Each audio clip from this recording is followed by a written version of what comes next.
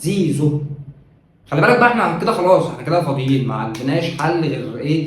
يعني ما عندناش حاجه نتكلم فيها غير ايه؟ زيزو. ما عندناش هنتكلم كوره بقى، لان هو ما عادش فيه كوره، هو بقى فيه اخبار كوره بس. طبعا زيزو من حقه يشوف قيمته كلاعب، ان انا قيمتي 3 مليون 465 الف دولار. محدش هيقول لك لا، انت براحتك، انت قول اللي انت عايز تقوله.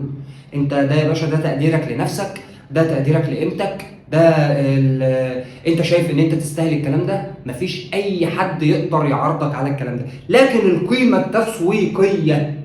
التسويقيه بتاعتك، تمام، يعني اللي انت هتتكلم فيها مع نادي الزمالك، مش نادي بره، مع نادي الزمالك او نادي في مصر، تمام، يعني مش 100 مليون في السنه، مش 100 مليون الراتب بتاعك، مش 100 مليون جنيه في السنه، تمام. علشان يحصل بقدره قادر كده، طلع علينا النهارده اخبار بتقول ان احمد السيد زيزو تنازل عن 20 مليون جنيه.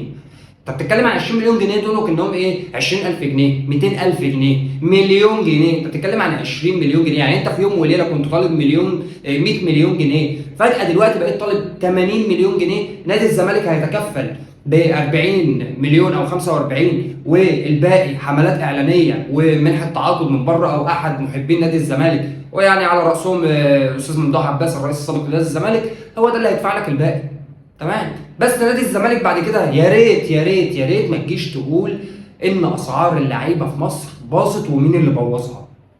بشوف دلوقتي يا جماعه ان لو الصفقه دي تمت بالمبالغ اللي بيتقال عليها، طبعا نادي الزمالك حر، يا رب يديله 300 مليون جنيه، هو حر. عشان بس انا ماليش علاقه بنادي الزمالك، ماليش علاقه باحمد السيد زيزو، انا بتكلم دلوقتي على التسويق في الدوري المصري، تمام. ليه؟ ما اجيش اقول اللاعب رفض 250 مليون، ايوه، ما 250 مليون دول جايين له منين؟ جايين له من دوري، الموارد بتاعته كده، الموارد بتاعته تسمح له ان هو يدفع ملايين الدولارات في اللعيبه. انا عندي الموارد بتاعتي ما تسمحش، انا عندي موارد الكره المصريه ما تسمحش. نادي الزمالك اصلا الموارد الماليه بتاعته ما تسمحش ان هو يدي اللاعب، تمام، 60 مليون جنيه. يعني احمد السيد زيزو لو خد 60 مليون جنيه من نادي الزمالك، نادي الزمالك مش هيدفع ال 60 مليون كاملين. نادي الزمالك اقصى حاجه ممكن يدفعها ده يوم ما يقول انا دفعت 45 50 مليون جنيه بس فقط.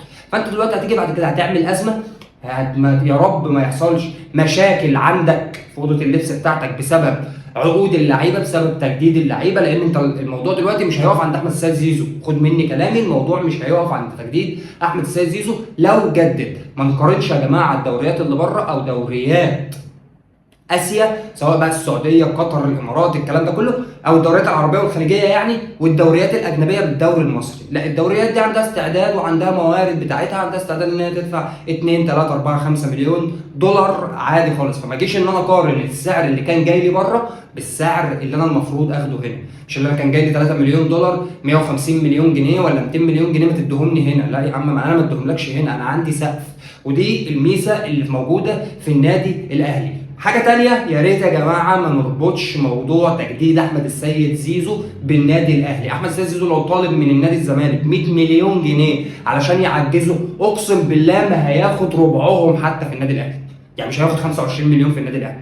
النادي الاهلي عنده فئات، النادي الاهلي عنده سقف رواتب، عاجبك على كده تعالى، مش عاجبك ما تجيش. كل فتره تجديد لاحمد السيد زيزو نسمع اسم النادي الاهلي، وان زيزو او الاخبار بتطلع ان بيتم الضغط على نادي الزمالك بالنادي الاهلي او باسم النادي الاهلي وايقاع النادي الاهلي في تجديد زيزو. الكلام ده مش حقيقي، ممكن يعني بصوره غير مباشره، يعني محبين ناس اللهم صل على وكلاء لعيبه يعرضوا خدمات اللاعب، ده اللاعب مش عارف فري، ده اللاعب ايه، ده اللاعب بتاع الكلام ده كله، تمام. لكن النادي الاهلي يا زيزو هتيجي، مفيش مسؤول داخل النادي الاهلي بيتكلم مع احمد السيد زيزو.